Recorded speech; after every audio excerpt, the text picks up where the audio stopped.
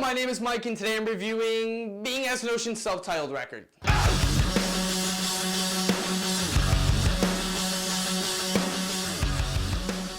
So I'm not super familiar with Being as an Ocean. I listened through Dear God about a year ago, and that was my first exposure to the band, but I have not listened to their second record.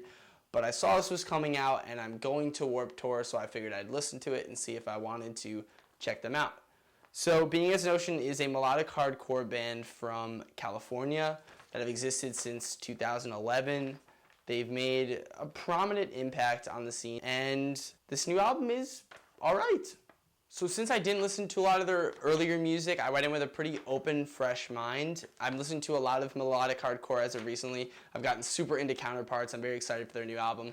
So I figured I would definitely check this out because I know that they're a similar band.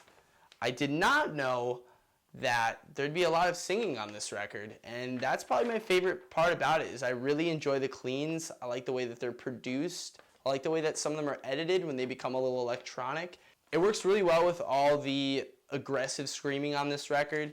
I'm still super shocked by how catchy a lot of the choruses and sometimes verses are. A lot of these songs sound like they could have been pulled from like mid-2000s emo bands like My Chemical Romance or The Used, and it works really, really well. I really like a lot of the choruses on this album. When I listened to Dear God, I did not remember this many sweet, catchy choruses.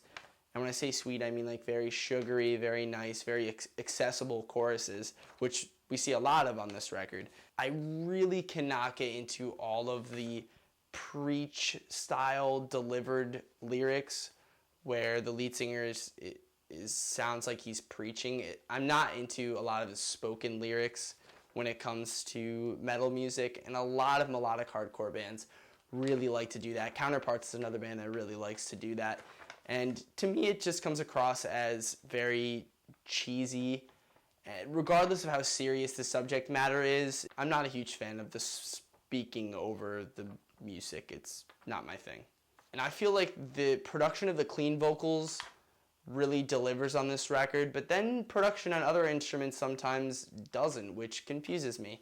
Some of the drums on this album just sound really flat, and I feel like we should have these loud drums, but they just sound very flattened, and it almost makes you want to see the band live more because you'll have live drums, so obviously they're going to be much louder. The song St. Peter in particular, we get that preachy spoken word intro that I'm not into, but then it jumps right into a super catchy vocal part that I'm hooked at that point, totally into it. And we go back to that preachy style vocals, and I'd really just like if I could have that song without that. Just use the same lyrics, scream it. I'd prefer without the speaking. And I'd even maybe prefer more of a variation of guitar tones on this record. With his vocal style being very raw, especially when he screams, very raw, I'd like it if we had maybe a dirtier guitar tone. Maybe not the whole record, but every once in a while have a dirtier tone. I think that really could complement the record as well. Overall, this record's definitely worth a listen. I think it's definitely warranted my time at Warped Tour to check them out too. I think I definitely will. And I give this album a 6 out of 10.